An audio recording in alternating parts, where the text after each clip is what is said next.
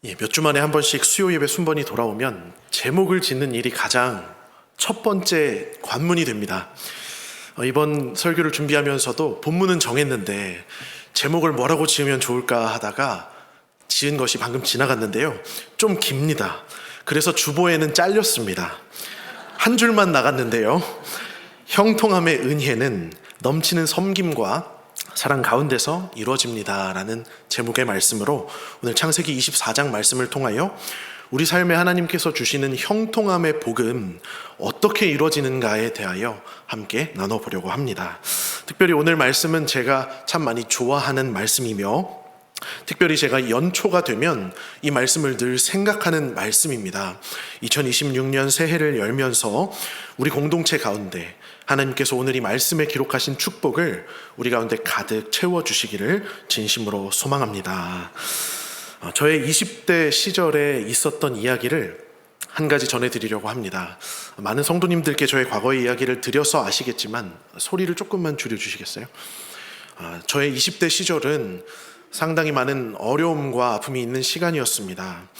제가 전도사 사역을 첫 해 시작하는 순간 저희 집이 쫄딱 망해서 저희 집은 공중분해가 되었고 저는 개척교회에서 전전긍긍하면서 신학교 학부 수업을 들었던 기억이 납니다. 그런 시간을 보내면서 어떻게든 그 환난을 좀 타개해 볼 목적으로 열심히 노가다도 하고 열심히 저금을 해서 약 100만 원 가량을 저의 스스로의 힘으로 모았습니다. 그리고 그 모은 돈으로 그 당시 100에 30 정도 되는 단칸방을 구해보려고 각종 부동산 어플과 그리고 발품을 팔아서 단칸방 피신 은신처를 찾게 되었습니다. 100에 30짜리 집을 구하려고 한다니 수준이 어땠을까요? 많이들 알고 계시는 고시원부터 해서 지하방, 반지하방 이런 방들이 주 대상이 되었던 것 같습니다. 그래서 그런 집들을 알아보고 내부가 괜찮아서 가보면 웬 산 꼭대기에 집이 있는 거예요. 그래서 갈 수가 없고 또 어떤 집은 위치가 괜찮아서 가보면 까마득한 지하에 빛이 하나도 들어오지 않는 곳에 곰팡이가 한쪽 벽에 완전히 새하얗게 펴서 들어갈 수 없는 집도 있었습니다. 그래서 많은 기도 끝에 한 집을 알게 되었는데요. 그 집은 놀랍게도 100에 25만 원밖에 안 하는 너무나 좋은 가격에 너무 슬퍼서 그러신지 반응을 못 하시는 것 같아요. 이게 재밌는 이야기입니다. 네, 그런 집을 보게 되었고 빠르게 계약이 되기 전에 빠르게 찾아가서 저희 어머니와 제가 집을 보게 되었습니다. 그런데 문을 딱 열고 들어갔는데요. 그 가격에 보기 드문 분리형 투룸이 있는 거예요. 정말 좋은 집이었거든요. 그리고 창문이 이렇게 아담하게 있는데 그 창문으로 빛이 얼마나 세게 들어오는지요. 이 집이다라는 확신이 들었습니다. 그래서 어머니와 제가 부푼 꿈을 가득히 안고 서로를 마주보면서 그래 이 집이구나 하고 나가려고 문을 딱 열었는데요. 들어올 때 보지 못했던 저희 어머니가 가장 싫어하시는 불상이 맞은편에 쫙 그 황금색 불상이 쫙 펼쳐져 있는 것이었습니다. 그 당시 저는 전도사 사역을 첫 해 나갔기 때문에 믿음이 굉장히 뜨거웠습니다. 그래서 어머님, 제가 이분을 전도하겠습니다. 그래서 저는 이 집을 계약하고 여기서 살면서 전도하면 되죠 그랬더니 저희 어머니 마음은 그렇지가 않으셨던 모양이에요. 너 이제 전도사로 사역 시작해서 이제 주의 종으로 살아야 되는데 불쌍하고 한 집에서 잔다니 어머니로서 나는 그것은 용납할 수 없다 하시면서 그 불쌍한 제 얼굴은 쳐다보지 못하시면서 고개를 돌리며 이 집은 아닌 것 같아 하고 문 밖을 나서셨습니다. 제 마음이 어땠을까요? 아니 권사면 다야? 그런 생각을 했던 것 같습니다. 어디 감히 전도사에게? 농담입니다. 저의 마음에는 큰 갈등이 있었습니다. 어렵게 찾은 집이었고 이 집이 아니면 안 될 것 같다는 간절한 마음이 있었고 이 집이 처음이 아니라 그동안 수많은 집을 보다가 온 곳인데 이제 이 기회를 놓치면 나에게 또 다른 기회가 올지 안 올지 모르는 그 상황에서 어머니의 말씀을 듣기란 여간 어려운 일이 아니었습니다. 제가 어떻게 했을 것 같으세요? 제 얼굴에 이렇게 효자라고 써 있지 않습니까? 그래서 제가 눈물을 머금고 포기했습니다. 저희 어머니께서 저에게 뭐라고 말씀하셨냐면, 지우야, 네 생각 내려놓으면 하나님이 더 좋은 길 예비하시니까 엄마가 하라는 대로 해. 그러셔서 사실은 그 어머니 의지를 꺾고 제가 그냥 계약해버리면 어머니께 용돈 못 받을까봐 그랬던 것 같기도 합니다만, 눈물을 머금고 그 집을 포기했습니다. 그리고 마음속으로 기대했던 것 같습니다. 그런데 이를 갈면서 기대했던 것 같습니다. 어디 하나님 일하시나 안 일하시나 보자. 그런데 웬걸요, 그 집을 포기하니까요, 갑자기 제가 몇 달 동안 노력해서 겨우 모은 100만 원에 비할 수도 없는 300만 원, 100만 원, 50만 원이라고 하는 그 큰 금액의 후원이 우리 전도사님 고생하시는데, 우리 지우 고생하는데 라는 소문을 타고 저에게 모이기 시작했습니다. 100만 원으로는 구할 수 없던 집들을 구할 수 있는 기회가 생겨나게 된 것이죠. 그리고요, 웬걸 그때 마침 저희 어머니가 사시던 그 지역 길 건너에 아주 좋은 조건에 계약할 수 있는, 이 개인정보라서 비공개입니다, 300만 원에 그 몇십만 원 정도 이 월세를 내면 살 수 있는 좋은 투룸집이 나오게 되었습니다. 그리고 그 집을 보는데요, 창문이 몇 개 있을까요? 2개나 있었습니다. 그리고요, 그곳은 따로 조리도 할 수 있고, 그리고 어머니랑 같이 생활도 할 수 있는 너무나 꿈에 그리던 집을 구하게 되었던 것입니다. 그때 제가 배운 것이 한 가지 있다면, 내 생각대로 안 될 때 내 생각을 내려놓으면 하나님은 더 좋은 걸 주신다는 것을 배우는 계기였던 것 같습니다. 그로부터 올해로 약 10년의 시간이 흘렀습니다. 저는 그 10년의 시간 가운데 제 생각대로 안 되는 일 너무나 많았습니다.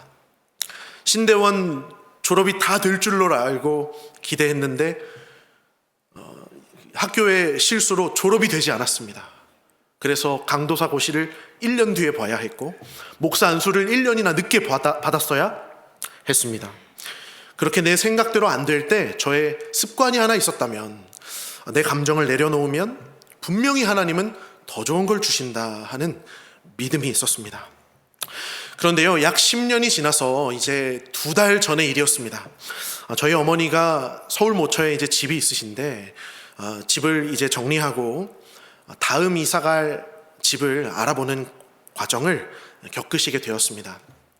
어머니께서 이제 서울살이를 정리하면서 지방으로 가시게 되면서 마음이 조금 어려우셨던 것 같아요. 그래서 가급적 서울에서 가까운 지역의 집들을 열심히 알아보시다가 어떤 한 지역의 아파트 매물을 보시게 되었습니다. 아주 적당한 가격에 적당한 수준의 집이 나와서 제가 어머니를 모시고 그 집을 보러 다녔던 기억이 납니다. 어머니가 마음에 내키진 않으시지만 그래도 내가 들어갈 수 있는 집이 생기다니 감사하구나 하면서 이제 계약만을 앞두고 계셨는데요. 그런데 문제가 하나 생겼습니다. 단돈 1,000만 원이 협상이 되지 않아서 그 집을 들어갈 수 없는 상황에 놓이고 말았던 것입니다. 저희 어머니가 그 집을 알아보려고 아주 오랫동안 기도하면서 또 아주 많은 집들을 돌아다니면서 그 집을 보셨던 것인데, 마지막 그 협상에서 돈 1,000만 원이 해결되지 않아서, 그렇다고 누구에게도 이 돈을 꿀 수도 없고, 목회하는 2 아들들은 어머니를 도와줄 힘이 없어서 어머니께서 안타까운 그 마음을 가지고 그 집을 포기할 수밖에 없는 상황에 놓이시게 되었던 것입니다. 그때요, 저에게 그 10년 전의 일이 생각이 났습니다. 그때 내 생각을 내려놓았을 때 하나님은 더 좋은 걸 예비해 놓으셨지. 근데 이제 제가 전도사가 아니라 무엇이 되었죠? 목사님이 됐잖아요. 이 넓은 목사님의 마음으로 저희 집의 권사님을 위로하기 시작했습니다. 어머니께서 마음이 힘드신 것을 알지만 하나님은 분명히 더 선한 길을 마련해 놓으셨을 거예요 라고 보냈더니 어머니가 자식이 엄마 맘도 몰라준다고 좀 속상하셨나 봐요. 그래서 며칠 동안 연락이 잘 되지 않았습니다. 그래서 어머니가 잘 지내시나, 또 밤낮으로 막 울고 계신 거 아닌가 걱정을 하고 있는데 약 3일 정도 지났을까요? 어머니께 전화가 오는 거예요. 근데 제가 못 받았습니다, 전화를. 근데 이따만한 장문 카톡이 저한테 온 것입니다. 나중에 그것을 봤더니 어머니가 그 집이 계약이 해지되고 슬픔 가운데 기도하고 있는데 며칠 뒤에 그것보다 더 저렴하고 그것보다 더 신식으로 수리가 되어 있는 새로운 아파트를 하나님이 만나게 하셨다는 것입니다. 그래서 어머니께서 하나님이 나를 위해 이렇게 일하고 계신다는 것을 이 일을 통해 깨닫게 되었다 라고 말씀을 하시는 것이었습니다. 제가 그때 바로 뭐라고 답장했을까요? 제가 보냈던 카톡 찾았습니다. 하나님이 더 선한 길 마련해 놓으셨을 거예요. 찾아서 제가 답장 기능으로 어머니께 답장을 했습니다. 엄마, 제가 말했잖아요. 하나님이 더 선한 길 예비해 놓으셨을 거라고 말했잖아요. 이 모습을 통해서 저희 어머니와 제가 다시 한번 하나님은 우리를 통해 일하시는구나. 그리고 비록 내가 원하는 대로는 다 되지 않을지 모르지만 그것을 잠깐 내려놓으면 하나님의 더 선한 길이 예비되어 있구나라는 것을 다시 한번 깨닫게 되는 그런 일을 경험할 수 있었습니다. 하나님의 일하심이 얼마나 놀랍고 얼마나 인간의 지혜로는 이해할 수 없고 말 그대로 신묘막측한지요. 저는 예수님을 믿는 데에 한 가지 재미가 있다면 저는 기도하면 들어주신다는 것이 예수 믿는 사람의 가장 큰 재미가 아닐까 합니다. 하나님께 밤낮으로 기도하면 주님은 그 기도를 들어주신다는 것이죠. 그리고 그냥 자포자기하는 것이 아니라 작지만 작은 믿음으로 하나님이 일하실 것을 기대하면 하나님은 반드시 그 기대를 꺾어버리지 아니하시고 우리의 기대함대로, 우리의 기도함대로 응답해 주시고 반응해 주신다는 것이 저는 예수 믿는 가장 큰 기쁨과 재미가 아닐까 합니다. 사랑하는 성도 여러분, 내가 마주한 일이 형통하고 순조롭게 해결되는 것만큼 하나님의 살아계심과 하나님께서 나를 사랑하신다는 것을 체감할 수 있는 방편이 또 있을까요? 바라기는 새해 온 성문교회 영가족들의 삶 가운데 이 하나님의 형통케 하시는 축복이 가득하시기를 소망합니다. 그런데요, 이 하나님의 형통함은 가만히 있는다고 알아서 형통해지는 것이 아닙니다. 특별히 오늘 창세기 24장의 말씀은 하나님의 이 형통케 하시는 축복을 받을 수 있는 비결이 있다고 가르쳐주는 말씀인데요, 하나님의 형통함의 복을 누리는 비결 궁금하십니까? 오늘 말씀을 주의해서 보시기를 바랍니다. 오늘 말씀은 아브라함과 그의 종이 하나님의 형통케 하심을 경험하는 이 핵심적인 사건을 주제로 하는 말씀인데요, 특별히 오늘 말씀은 복과 은혜와 형통이라는 말이 계속해서 반복되는 말씀입니다. 우리는 그 가운데 형통함의 축복을 누리는 자의 세 가지 법칙에 대해서 함께 살펴보기를 원합니다. 이 시간 먼저 형통함을 누리는 자의 첫 번째 법칙을 우리 다 같이 한 목소리로 우리 노란색 글씨를 한번 읽어보도록 하겠습니다. 다른 일을 위해 기도하는 자에게 형통함을 베푸십니다. 하나님께서는 다른 사람을 위해 기도하는 자에게 이 형통함을 베푸시는 줄을 믿으시기 바랍니다. 오늘 아브라함은 자신의 종에게 한 가지 명령을 내립니다. 본문 3, 4절 말씀인데요, 오늘 아브라함은 자기 종에게 자기 아들 이삭의 아내가 될 자신의 며느리를 구해오라는 명령을 내리고 있습니다. 그런데 명령을 내리는데 한 가지 조건이 있는데요, 자신이 살고 있는 이 지역 가나안 족속 중에서 택하는 것이 아니라 내 고향, 내 족속에게로 가서 고르라고 명령을 했습니다. 조건이 무엇이라고 했죠? 가나안 땅에서가 아니라 내 고향 땅에서 며느리를 구하라는 것입니다. 그러니까 이 미션은요, 굉장히 어려운 임무인 것이죠. 멀리 고향 땅까지 가서 그리고 한 여인을 구하는데 또 거기서 사는 것이 아니라 멀리 이 가나안 땅으로 와서 생활할 며느리감을 구해야 한다는 것이었습니다. 만일 제가 종인데 이런 부탁, 이런 명령을 받는다고 한다면 아니 그렇게 중요한 거면 직접 내려가시지라고 말했을 것 같습니다. 그런데 종은 어떻게 반응했을까요? 본문 12절의 말씀입니다. 오늘 이 본문에 나오는 아브라함의 종은 이 명령을 잘 수행하기 위해서 12절 말씀처럼 하나님께 기도하기 시작합니다. 그런데 이 기도의 내용을 보면 굉장히 특이한 내용을 가지고 있습니다. 제가 읽어보겠습니다. 그가 이르되 우리 주인 아브라함의 하나님 여호와여 원하건대 오늘 나에게 순조롭게 만나게 하사 내 주인 아브라함에게 은혜를 베푸시옵소서라고 기도합니다. 누구에게 은혜를 베풀어 달라고 기도했습니까? 내 주인 아브라함에게 은혜를 베풀어 주시옵소서라고 기도했다는 것입니다. 거참 나는 내가 결혼할 당사자도 아닌데 요구사항 엄청 많네 이렇게 말한 것이 아니라 그는 하나님께 기도했다는 것이죠. 하나님 나로 순조롭게 만나게 하셔서 내 주인 아브라함에게 은혜를 베풀어 주옵소서 기도함으로 이 주인의 명령을 받았다는 것입니다. 우리가 지난 주일 우리 담임 목사님의 말씀에서도 배웠지만 하카톤, 하찮은 일에 최선을 다하는 사람, 작은 일에 최선을 다하는 사람을 하나님께서 사용한다고 하셨죠. 오늘 이 종도 마찬가지였다는 것입니다. 주인의 명령에 최선을 다하기 위하여 그 주인을 위해 기도할 때 하나님께서는 그 종에게 그리고 그 종의 주인인 아브라함에게 은혜를 베풀어 주셨다는 것입니다. 사랑하는 성도 여러분, 오늘 우리가 이 말씀 가운데 다른 사람들을 위해 기도하는 자들로 세워지기를 원합니다. 다른 사람들을 위해서 기도하고 계십니까? 제가 좀 이따가도 여쭤볼 건데요, 오늘 마지막으로 다른 사람을 위해 기도했던 사람이 있다면 누구십니까? 그냥 나를 위해서만 또 내 가족을 위해서만 막 줄창 기도하시는 거 아니죠? 다른 사람을 위해서 기도할 때 하나님은 그 기도를 더 빨리 응답해 주실 줄로 믿습니다. 형통함을 누리는 사람의 두 번째 법칙이 있습니다. 그것은 자막입니다. 우리 노란 글씨를 다 같이 한번 읽어보겠습니다.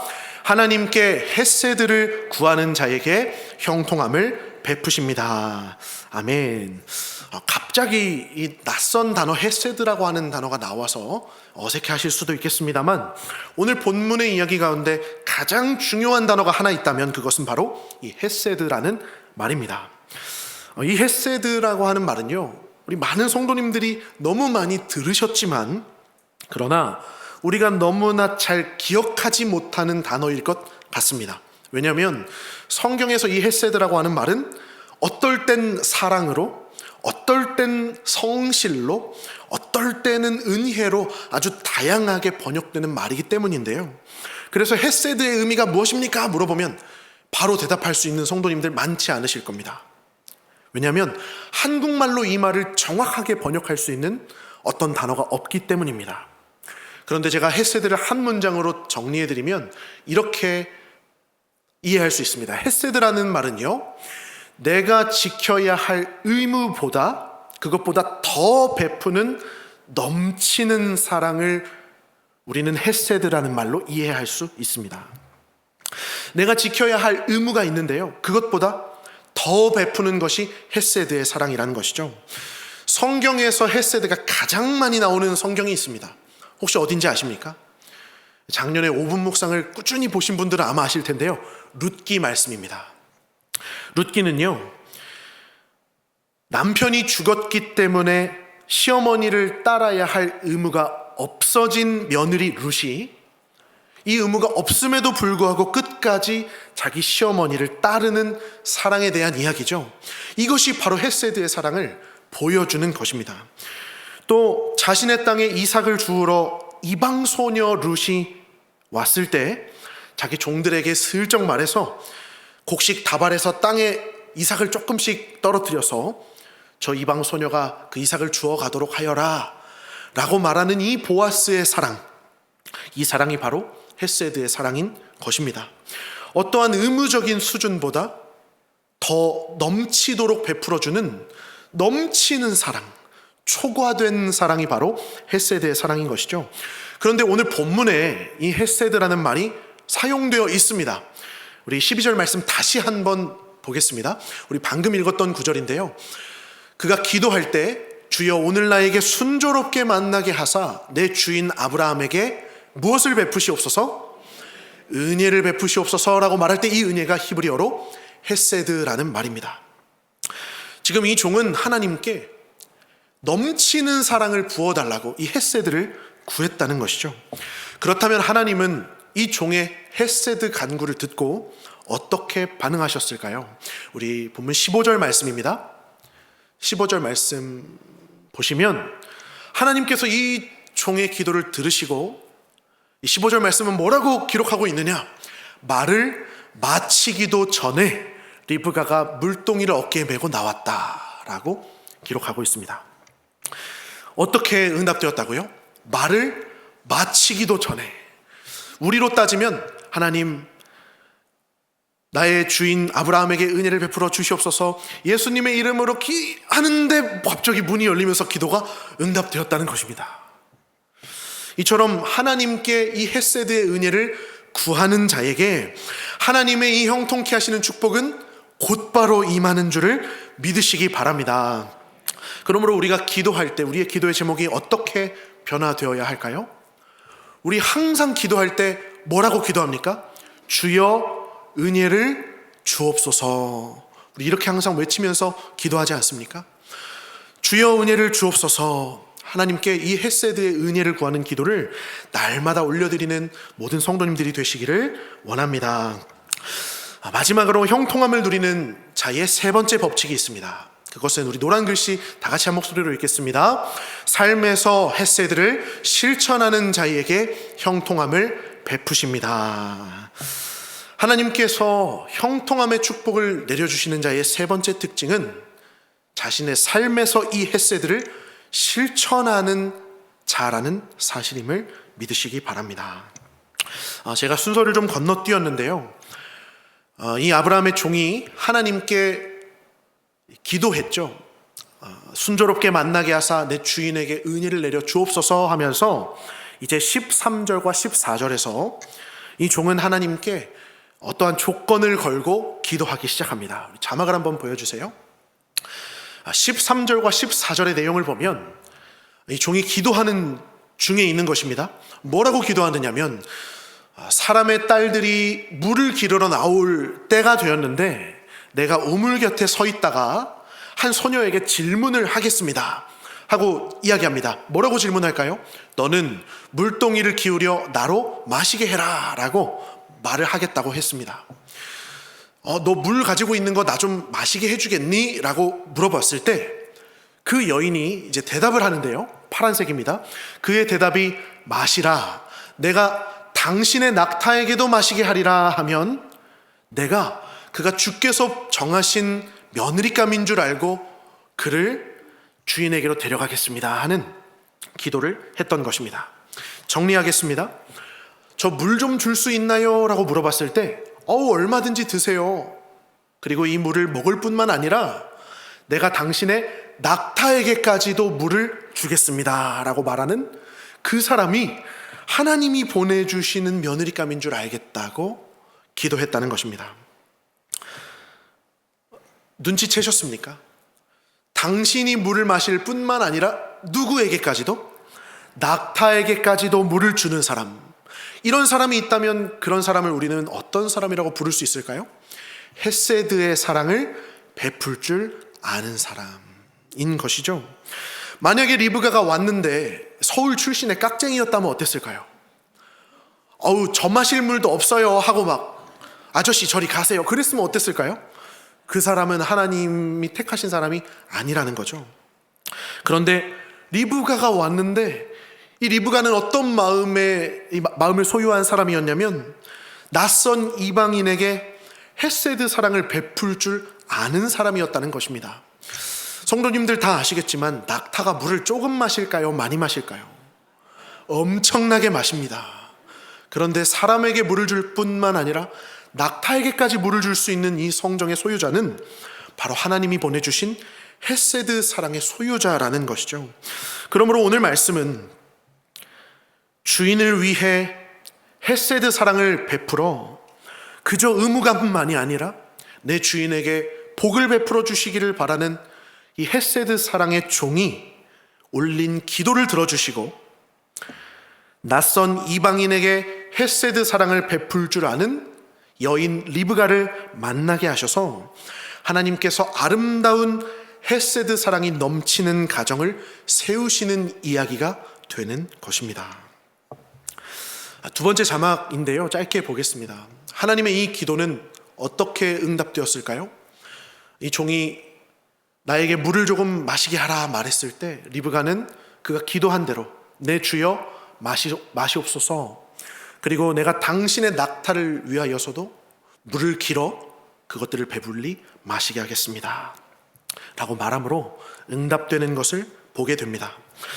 리브가의 마음씨가 너무 아름답지 않습니까? 저도 이런 사람이랑 결혼을 했어야 하는데, 웃자고 한 이야기입니다. 그러므로 하나님께서 지금 어떤 자들에게 은혜를 베풀고 계시는지를 기억하시기를 바랍니다. 하나님은 오늘 삶 속에서 헤세드의 사랑을 실천하고 베푸는 자들에게 당신의 그 형통함의 축복을 충만하게 내려주는 분이시라고 오늘 말씀은 가르쳐주고 있는 것입니다. 이 종은요, 이제 모든 일들이 다 성황리에 이루어진 이후에 마지막으로 하나님께 다시 한번 기도를 올려드리고 있습니다. 우리 본문의 27절 말씀인데요, 이 종은 하나님께서 이 여인을 만나게 하셨음에 감사하면서 다시 한번 하나님께 기도하는데요, 뭐라고 기도하는지 제가 읽어보겠습니다. 이르되 나의 주인 아브라함의 하나님 여호와를 찬송하나이다. 나의 주인에게 사랑과 성실을 그치지 아니하셨사오며 여호와께서 길에서 나를 인도하사 내 주인의 동생 집에 이르게 하셨나이다 하니라. 아멘. 오늘 이 종은 나의 주인에게 하나님께서 사랑과 성실을 베풀어 주셨다고 고백하는데요, 여기서 나온 이 사랑이라는 말도 우리가 아는 바로 그 헤세드라는 말을 쓰고 있는 것을 알 수 있습니다. 오늘 우리는 하나님께서 어떤 자들에게 복을 내려주시는지를 보았습니다. 우리가 그렇게 이 땅 가운데서 사모하는 순조롭게 하시는 복, 형통케 하시는 복이 어떤 자들에게 임하는지를 보았습니다. 그는 바로 하나님의 사랑을 삶 속에서 실천하는 자. 그렇다면 사랑하는 성도 여러분, 여러분께서는 하나님의 축복을 받기에 합당할 만큼 사랑을 베풀고 계십니까? 오늘 이 말씀 앞에서 하나님은 우리에게 새로운 기회를 열어주고 계심을 믿습니다. 오늘 이 말씀에 의지하여 나의 삶 속에서 사랑을 베풀 때에 하나님은 우리의 삶을 형통케 해 주실 줄을 믿습니다. 이 땅에서는요, 사랑을 베풀면 호구 소리 듣는 세상입니다. 더 이상 이 세상에서는 사랑을 외치는 세상이 아니게 되었죠. 누구를 위해 손해보면 호구이고 누구를 위해 헌신하면 헌신짝 된다고 말하는 세상에 살고 있습니다. 그러나 오늘 말씀은 우리에게 가르치고 있다는 것입니다. 우리가 다른 누군가에게, 우리가 처음 보는 어떤 낯선 이에게, 우리가 나에게 어려운 일을 시키는 나의 주인에게, 나의 직장 상사에게 나의 의무감을 뛰어넘는 넘치는 사랑을 베풀 때에, 그를 위해 간절히 기도할 때에 하나님은 그러한 사람에게 하나님의 축복을 가득히 내려주신다 약속해 주고 계시는 것입니다. 그러므로 오늘 이 말씀 앞에서 하나님의 형통케 하시는 축복을 가득 누리시는 우리 모든 성도님들이 되시기를 진심으로 소망합니다. 오늘 주신 말씀 앞에서 제가 두 가지 결단을 준비해 왔는데요, 우리 시간 관계상 짧게 보도록 하겠습니다. 우리 주 앞에서 한 가지 기도할 것은, 사랑하는 성도 여러분, 우리가 이웃을 위해 기도하는 사람들로 세워지기를 소망합니다. 제가 아까 전에도 여쭤봤습니다. 가장 최근에 내가 다른 사람을 위해 기도한 적이 있다면 누구를 위해 기도하셨나요? 저는 오늘 말씀을 준비하면서 그래도 부끄럽지 않았던 것은, 저는 오늘 새벽 기도에 나와서 저희 홀리그레이스 교구장 집사님, 권사님 가정을 위해서 약 3분 정도 기도했습니다. 조금 짧지만 기도했습니다. 그리고 질병으로 고통받는 환우들을 기억하면서 기도하기 위해서 힘썼던 것 같습니다. 이웃을 위해서 기도할 때 우리는 그런 의심이 들곤 하죠. 하나님께서 이 작은 기도도 들어주실까? 당사자도 아니라 나는 사실 아무런 관계도 없는 사람인데 내가 하는 기도를 하나님이 과연 들어주실까? 오늘 말씀은 우리에게 믿음을 주지 않습니까? 이웃을 위해 기도할 때 주께서는 더 빨리 응답해 주실 것을 믿습니다. 그래서 우리는 금요 기도의 시간마다 중보 기도를 하는 것입니다. 나라와 민족을 위해서, 또 우리 교회와 또 영가족들을 위해서 기도하는 이것은 우리 신앙인들이 누릴 수 있는 가장 영적인 고차원의 경지이기 때문에 우리가 날마다 남들을 위해서 이렇게 기도하는 줄을 믿습니다. 그렇다면 어디서 기도할 수 있을까요? 제가 알기로는 내일 중보기도 그루터기가 있다고 들었습니다. 그리고 금요일 오후 8시마다 우리는 금요 성령 집회에서 기도하지 않습니까? 이 시간에 나오셔서 이웃을 위해 기도하시는 모든 여러분이 되시기를 소망합니다. 마지막으로 우리 주 앞에서 결단할 것은 우리가 삶에서 내 이웃들에게 사랑을 베풀겠습니다 하고 다짐하기를 원합니다. 부서 사역을 하다 보면 사랑에는 전염력이 있다는 것을 느끼게 됩니다. 어떤 사람 한 사람이 사랑을 베풀기 시작하면 그것은 큰 파급 효과를 일으켜서 그가 속한 모든 곳의 사람들을 사랑의 사람들로 세우는 은혜가 있음을 보게 됩니다. 3년 동안 부서 사역을 하면서 저희 부서의 귀한 선생님 한 분이 자신이 맡은 학생 한 4-5명을 한 명 한 명씩 찾아가서 너 뭐 먹고 싶어 물어봐서 먹고 싶은 거를 양껏 먹이고, 그러면서 학교 생활에 고민은 없는지 물어보고, 또 주일마다 교회 오느라 수고가 많지 위로하시는 모습을 보여주신 교사 한 분이 계셨는데요. 그러니까 반이 사랑으로 완전히 하나가 되는 거예요. 부서 전체를 살리는 반으로 세워지는 것입니다. 그러니까 다른 교사 선생님들이 그 모습을 보고는 도전을 받아서 부서에 신방 열풍이 불기 시작했습니다. 그래서 연초는 연초라서, 시험기간은 시험기간이라서, 학기초는 학기초라서, 방학기간은 방학기간이라서 만나서 밥 먹고 위로하고 기도하는 이 지난 3년의 시간을 통해서 우리 학생들이 밥은 아주 실컷 먹는 시간을 보냈던 것 같습니다. 저는 이것이 사랑의 전염력이라고 믿습니다. 먼저 사랑을 베푸는 한 사람의 수고를 통하여, 그 사람을 통하여 교회는 사랑의 공동체로 세워진다는 것이죠. 그렇다면 여러분이 하나님께 부르심 받은 그 각자의 교구와 소그룹과 기관과 부서에서 하나님의 이 일하심을 바라며 아무도 사랑을 베풀지 않을 때 먼저 사랑을 베풀 수 있는 자들로 세워지시기를 소망합니다. 사랑을 베푸는 그 한 사람의 순종으로 말미암아 우리 성문교회가 더 아름다운 사랑의 하나님 나라로 세워지게 될 것을 믿습니다. 하나님께서 형통함의 은혜를 주시는 헤세드의 사람이 되어서 나의 이웃에게 사랑을 가득히 베푸는, 그리고 우리 이웃들을 위해서 간절하게 기도할 수 있는 모든 하나님의 헤세드의 사람들이 다 되실 수 있기를 진심으로 소망합니다.